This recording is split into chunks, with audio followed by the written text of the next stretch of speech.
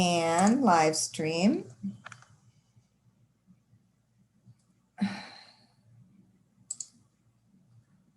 Oh my goodness. And I just found something I did not know existed. Shoot. I need Eric here. But he'll be here.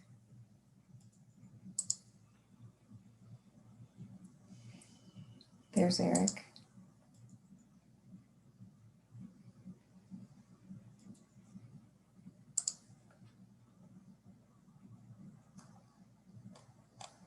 Where'd he go?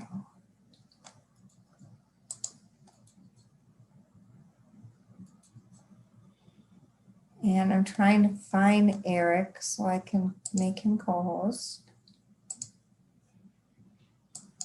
Oh, shoot. I just made someone else co-host because the screen is jumping and so I can't. Mm-hmm.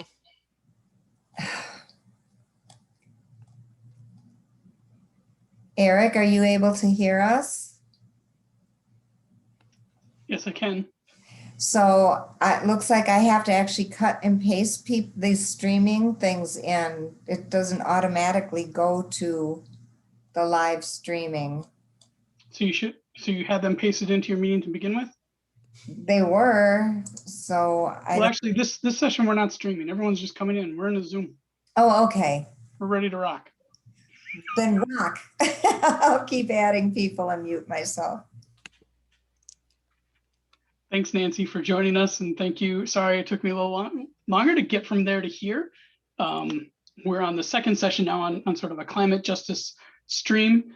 Thank you, everybody, for tuning in. This is different than most of the platform that you're going to run into this morning because you're joining us right in the Zoom.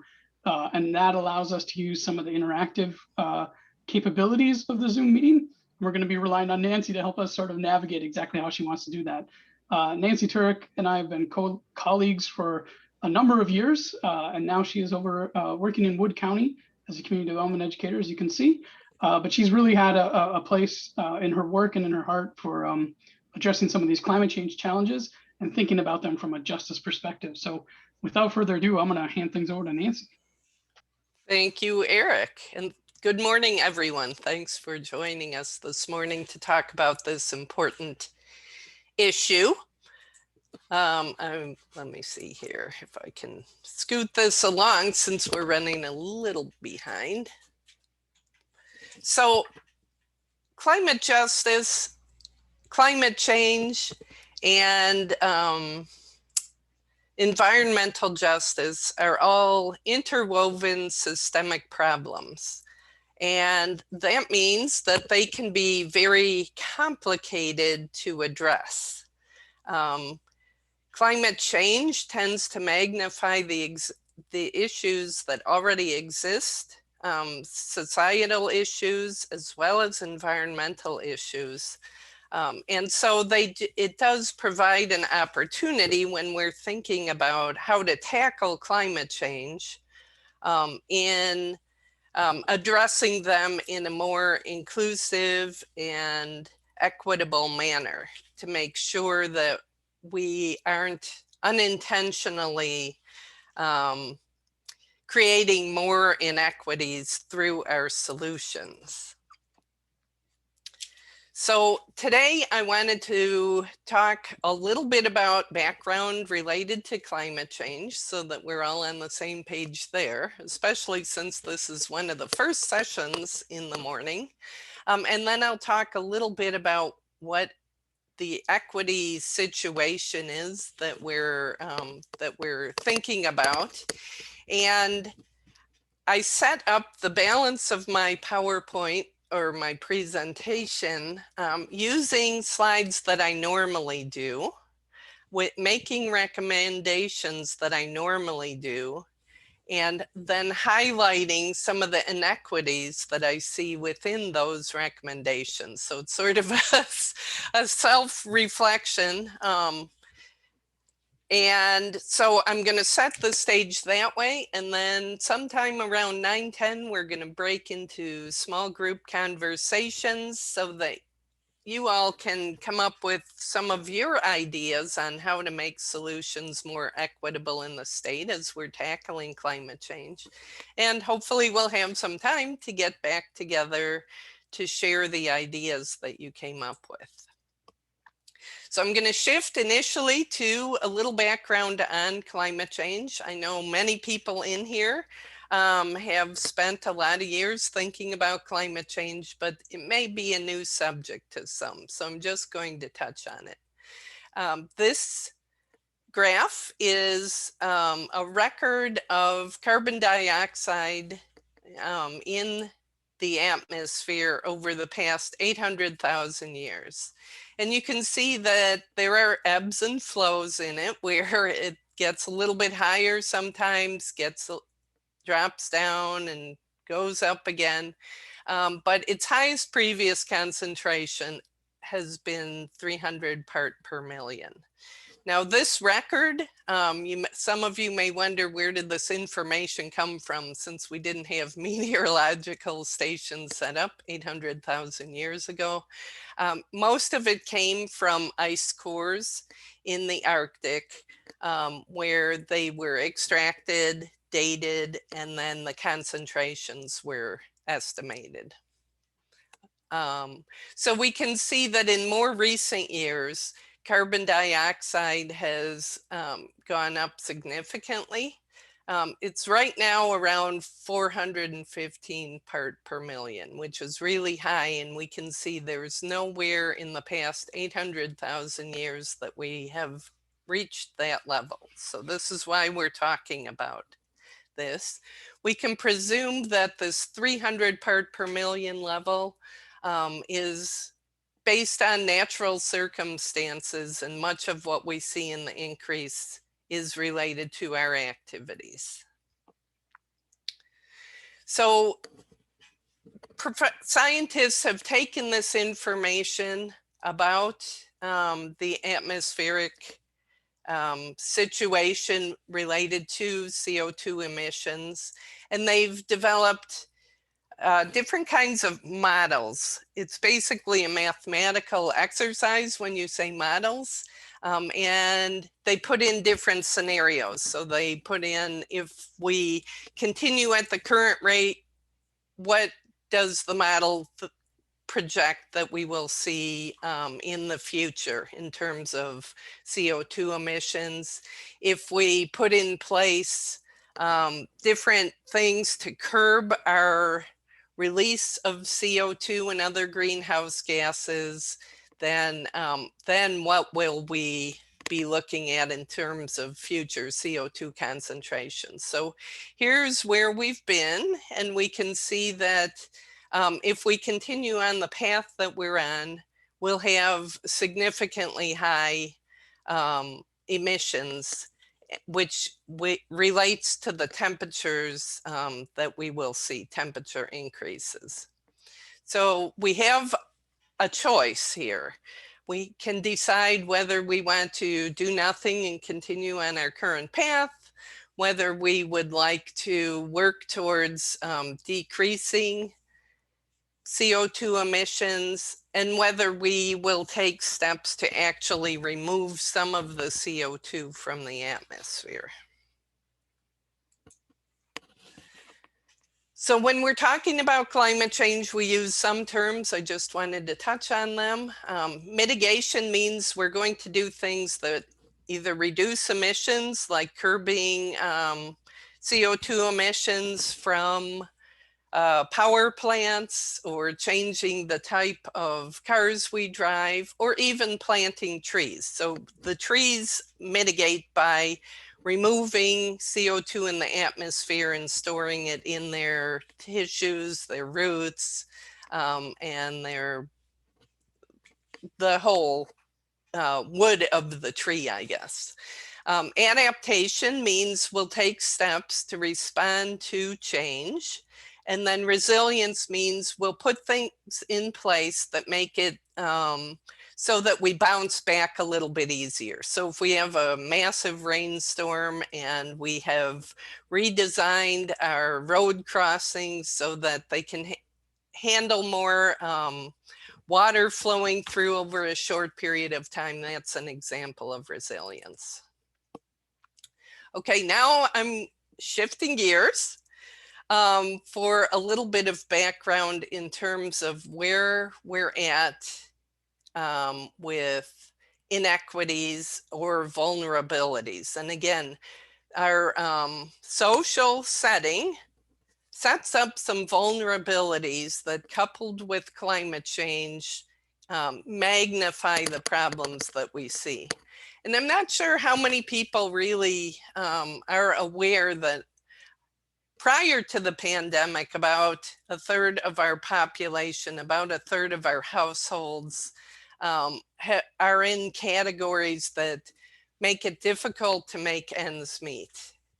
About 25% of our population is in a category called asset limited, income constrained, but employed. So it's referred to as ALICE. These folks are working households, sometimes working multiple jobs, but they're always living on the edge. And so you add something like flooding, where you need to address damage within your household or something like that. And it's beyond those households' capabilities to really respond to those issues. It's also good to keep in mind, because a lot of our climate change, especially mitigation strategies, involve energy and solar energy, electric vehicles, maybe insulating homes and that sort of thing. And that's great, but we want to keep in mind that energy comprises a bigger percentage of the household budget in lower income homes. So lower income homes don't use any less energy. In fact, with poor insulation and that sort of thing, they may consume more energy than some of the higher income homes that can afford to insulate more and that sort of thing. In addition, some of the inequities that we see are lower income folks and BIPOC households tend to live near areas of more air pollutants, areas with poor water quality, low-lying and poorly drained, so they're in flood-prone areas oftentimes. And in the cityscapes, many times parks and trees and gardens are lacking that could soak up floodwaters, clean the air, and that sort of thing.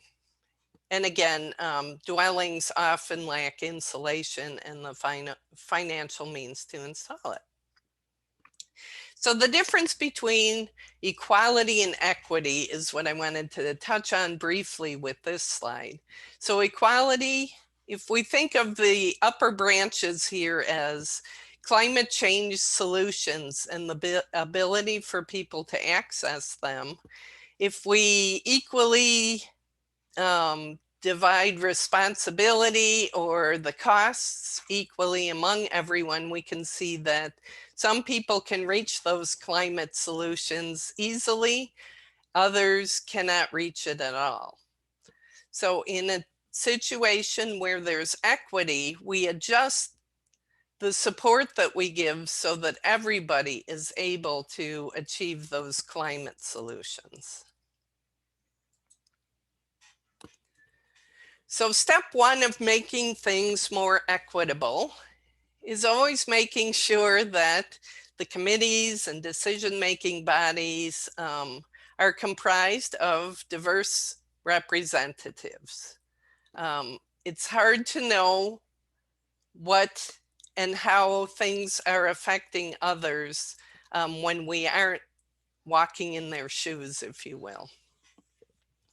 And when we're gathering or thinking about bringing these representatives in, we also need to keep in mind that you may need to set up different forms of communication, or at least consider the date and the time and the location and whether childcare and food are needed and that sort of thing. If households are working several jobs, they may not even be able to get to the meeting, and you may need to communicate with them differently so that their voice is also at the table. Okay, the next part of my presentation is focusing on Wisconsin and some of the implications and solutions. And then, as I mentioned, those will be followed by the inequities that I see. And you may see others inherent in some of these solutions as well. So we have two drivers of climate change that we think about in the state: temperature and precipitation. This is a long-term record of temperature in the upper Midwest.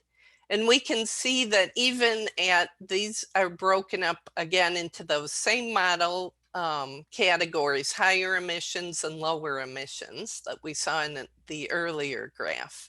And we can see that even if we lower the emissions, temperatures will continue to increase. That's because CO2 is already in the upper atmosphere and it's in place. So it will continue to warm the earth even if we shut it all off tomorrow. So some of the big changes that we're seeing related to temperature in the upper Midwest occur during the night. So we're seeing warmer temperatures at night and warmer temperatures in the winter. We see them other times too, but this is where the greatest change is occurring. So when we think about that, during the nighttime, what do you need to do to address them? You need some sort of cooling in your house, or you're going to have poor sleep, which results in difficulty in going to jobs and working and living your lives, right?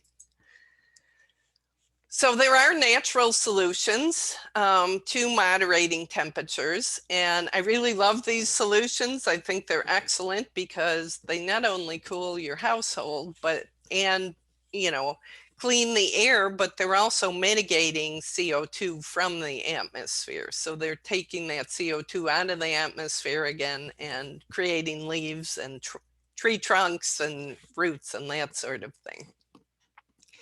You can also be very strategic about planting trees around your building, and our household is a great example. When we moved here, there was very little vegetation around the house, and our house just baked in the sun.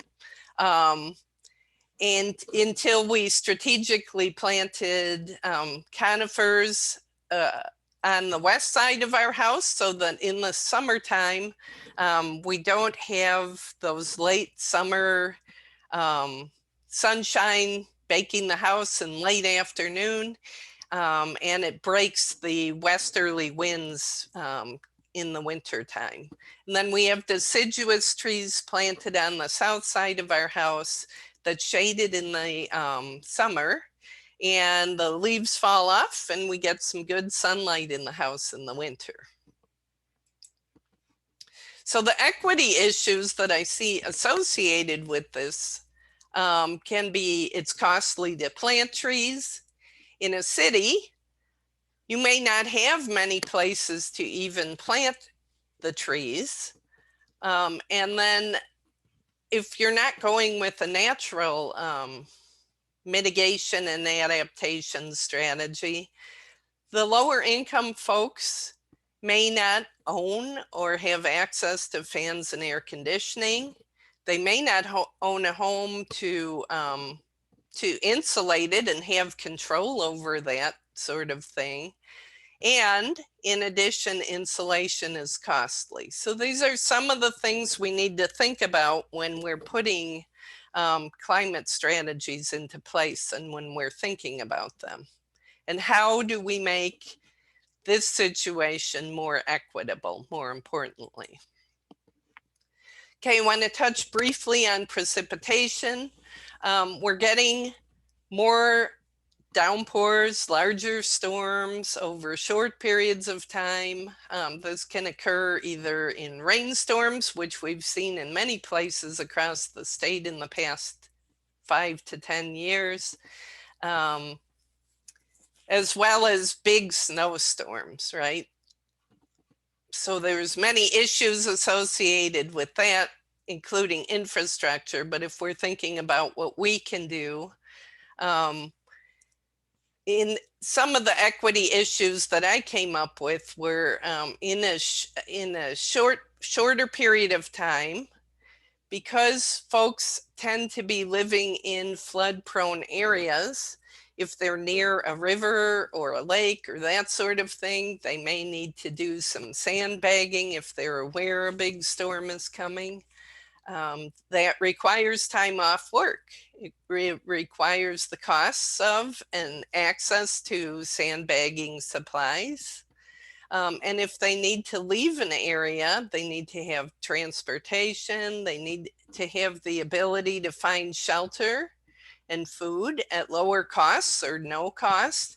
And to make matters worse, they may not be able to get to work. So they're losing money at the same time in a big way. And some of us may be able to navigate that and get, a hotel room or whatever, and drive out of the area, but it's not that way for everyone. And we need to think about what to do in those situations. Over the long run, you may actually need to find a new residence depending on how much flood damage occurred, right? And that requires a deposit. There's monetary and social costs that are associated with moving. So you may be required to leave your neighborhood, your community. You may not have insurance to help with the loss of belongings, or if there's mold growing in your house or structural repairs needed. And there's inequitable access to loans, particularly for people of color. So I was going to get into energy solutions too, but I want to get you to your breakout room. So I'm going to just zip through these pretty quickly as reminders, and then maybe you can talk amongst yourselves about what you see as potential inequities. So we have insulating, we've talked about those, replacing leaky windows and buying window coverings that may provide additional insulation in sunny days as well as winter evenings. Replacing appliances with energy efficient appliances, more efficient water heaters, programmable thermostats, even changing light bulbs. If you're making a decision between changing light bulbs and eating, guessing you're going to go with the food. Then we get into renewable energy. And the costs associated with putting that in place on your structure. And we were talking a lot now about electric vehicles, but we do need to think about things like access to charging stations and how much an EV might cost. Okay, I'm going to skip the health part, even though it's critically important. So we're going to go into small group discussions for about 10 minutes.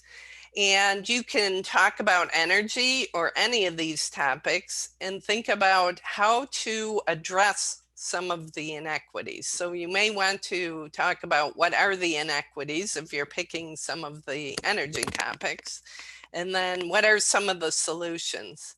And I encourage you to not just depend on government programs. See if you can really expand your thoughts about what some of the solutions might be to make whatever your topic is more equitable.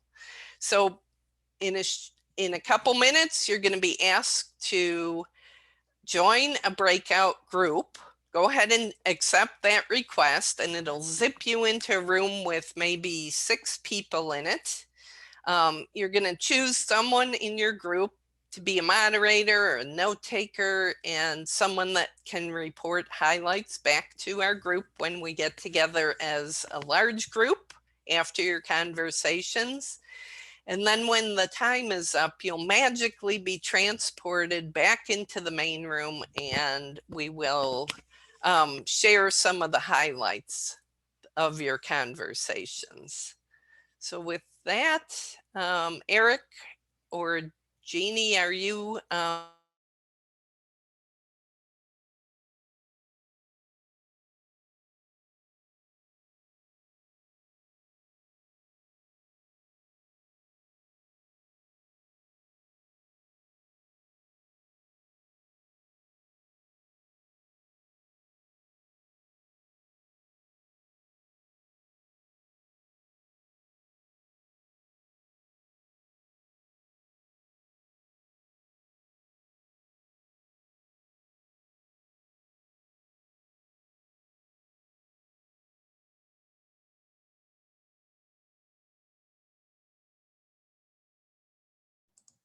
Hey, Nancy.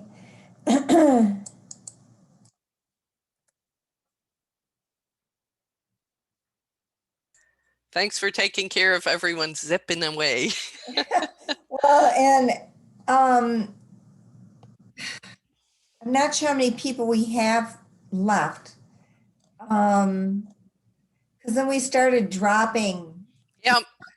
So if these rooms still have the same, like Laura's all by herself. Let me move Laura.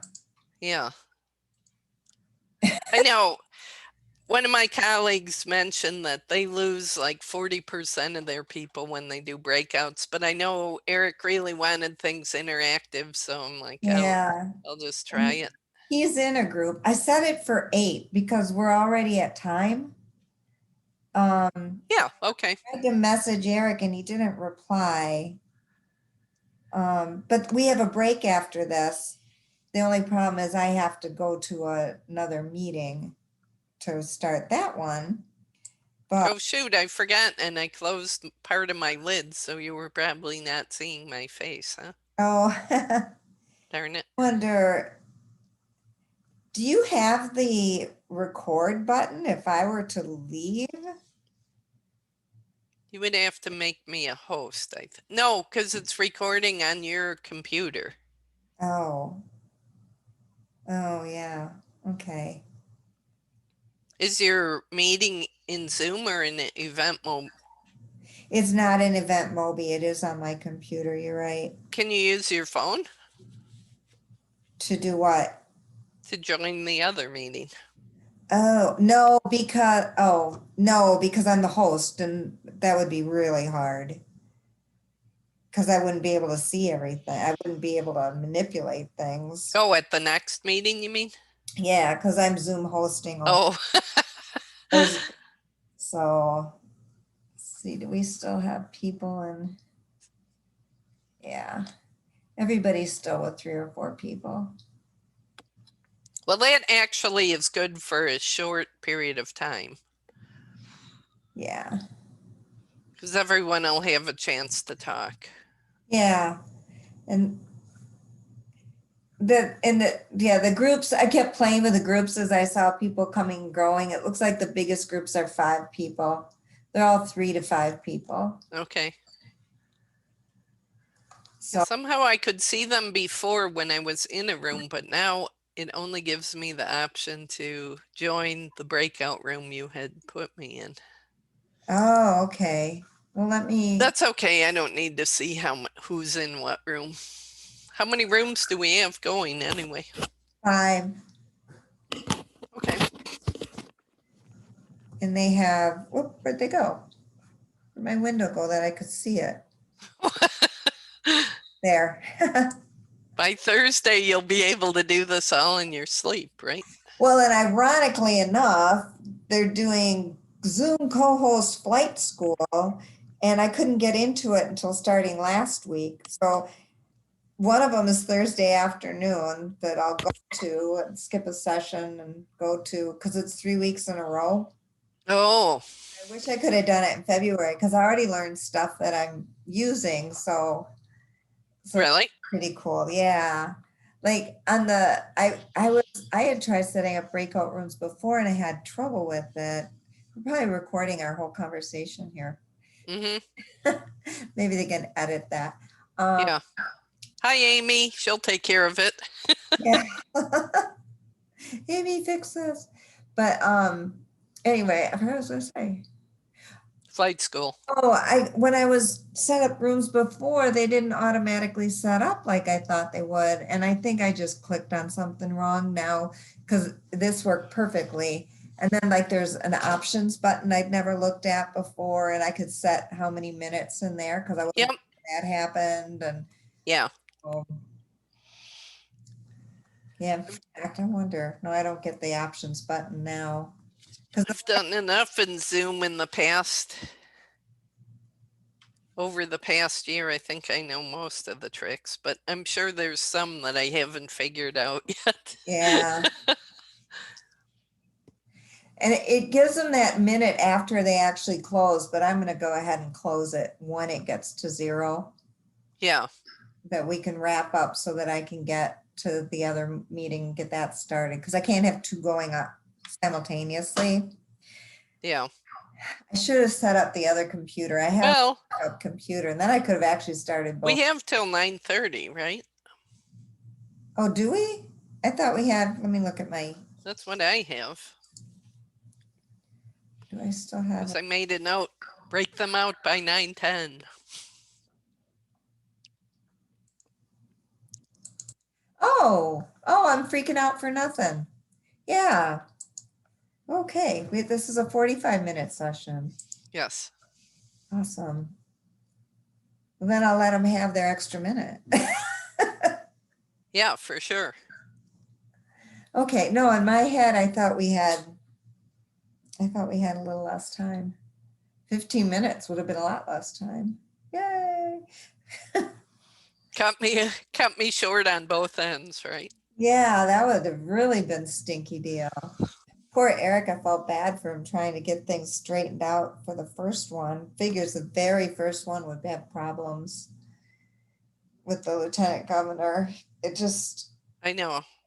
I'm not sure what the problem on the back end exactly was. He had to restart it, I think like 3 times before it finally came up right. So frustrating. First thing on a Monday morning, right? Well, and it changed at the last second because we were trying to figure out what to do because we were back to back, and you're supposed to open it 15 minutes beforehand, and there would be no 15 minutes if I was hosting and had to jump to the other one. So then they totally changed it to a different link and everything, and Eric set it up instead of me, and then he had full control over it. Somehow I have.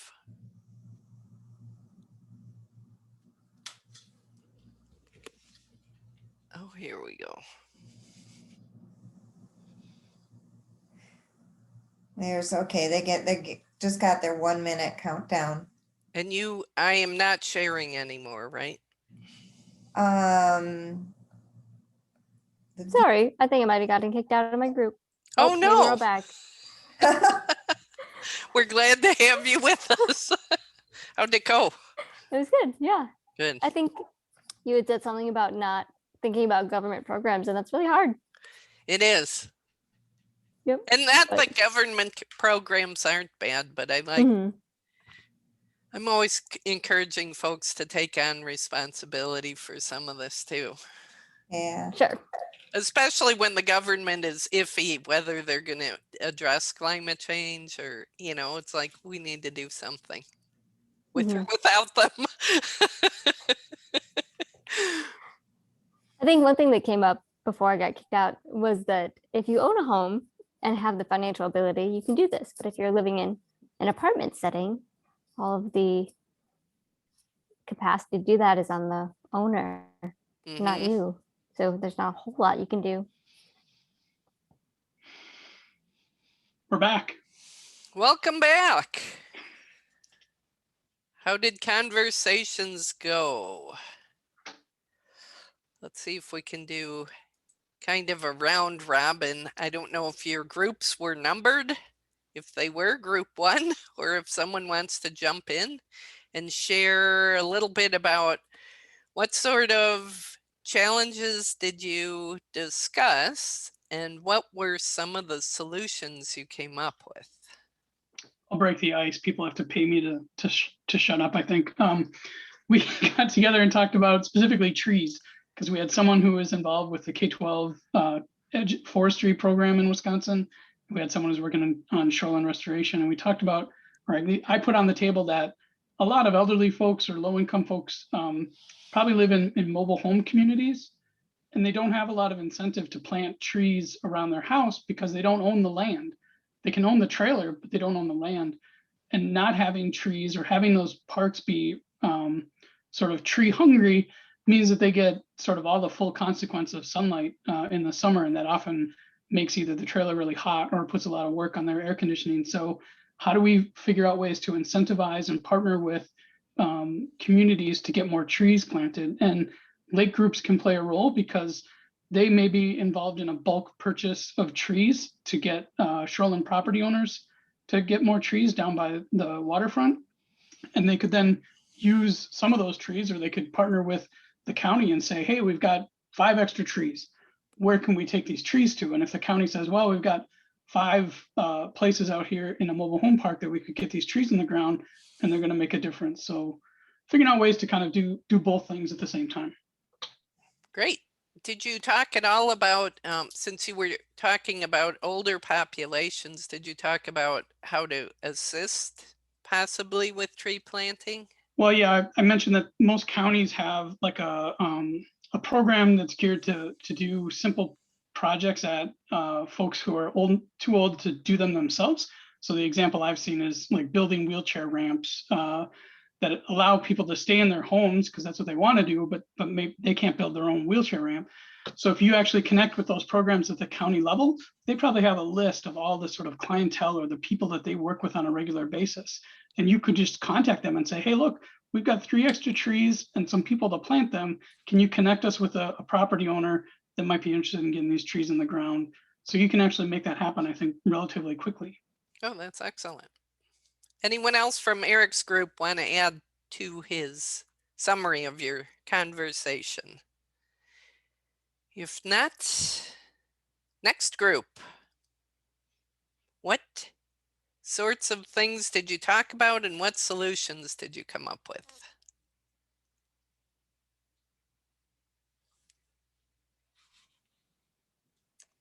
Okay, I'll talk. I wasn't taking notes, so I'll count on other people to jump in here. But we talked about what a variety of circumstances there is out there, and how starting for one would be the different types of home, and so how a new starter home might have less insulation or maybe more insulation than a 15-year-old home. So there are a lot of different types of needs to address. And fixing a lot of these things does take money. So if it doesn't come from the government, where does it come from? Was a question that we raised.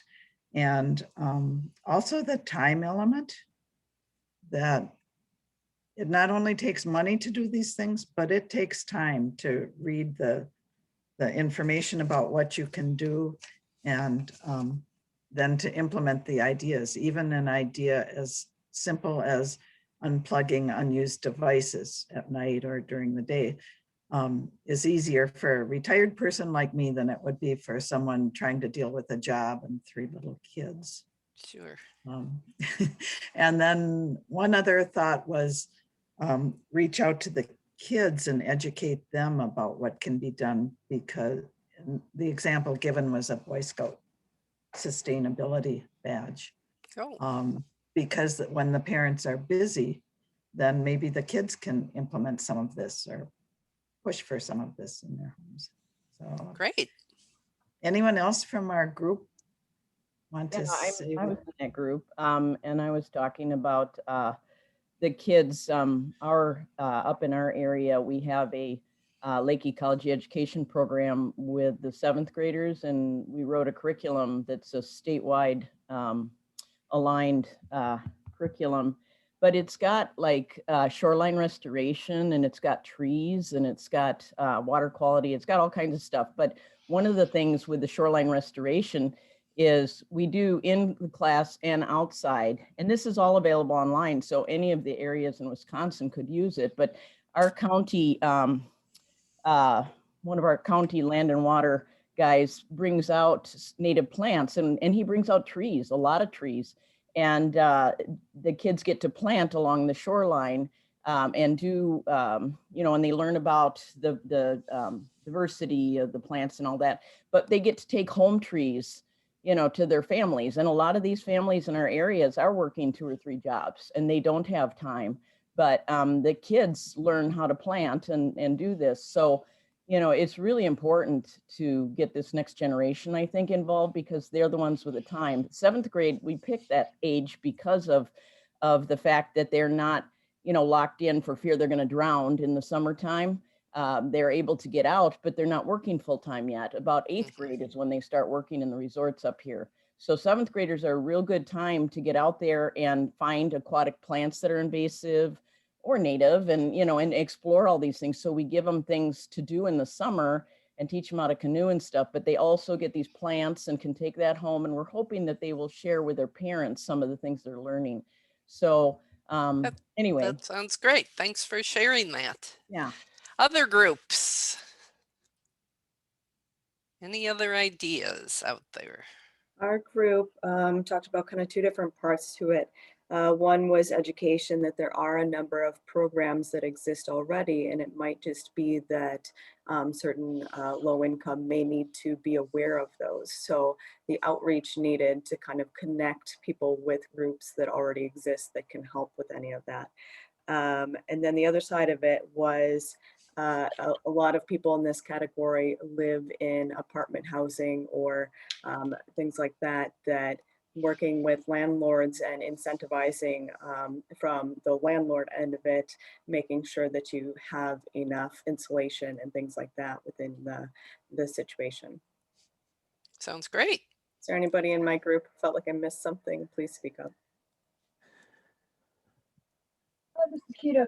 Yeah, one of the things we talked about was is instead of it being a government type program and government funding, that there are large corporations who maybe need to be doing a little more white hat type of work, and they could be the ones who would be incentivizing landlords, both larger landlords, corporations maybe need to be a little incentivized by laws, but the sort of 1 and 2 owner or owners who only own 1 or 2 properties probably need a lot more assistance to be incentivized to take on what might seem like expensive adjustments to their properties. That's a great point, Keena. Thanks. I think we are out of time. I would love to hear your other suggestions. However, I believe our host needs to leave for another meeting. So thank you all for your attentiveness and thinking about environmental justice as it relates to climate change. And I hope you have a fabulous time for the remainder of the Wisconsin Water Week's activities. Thank you, Nancy. Woo, we can actually applaud her because we're in her meeting. Thank you. Thank you, Nancy. And then do you want to just close, Nancy, by saying, is there somewhere online that folks can go to learn more about the Extension climate teams, or how do they connect with people? We are working on a website for the climate change team, but you can reach out to your local extension educator and they can hook you up with the activities that the climate change leadership team is working on. Awesome. Well, thanks again. We do have a break scheduled here, so you do get a chance to go make sure the dogs have water in their bowl, use the bathroom if you need to. The next session, we're gonna close out the Zoom meeting. And then you're going to have to go back into the platform. If you want to stay in the stream, we have some great presentations coming up in the climate justice stream. You can also take a look at the rest of the agenda. So thank you, everybody. And we'll see you at 9:45.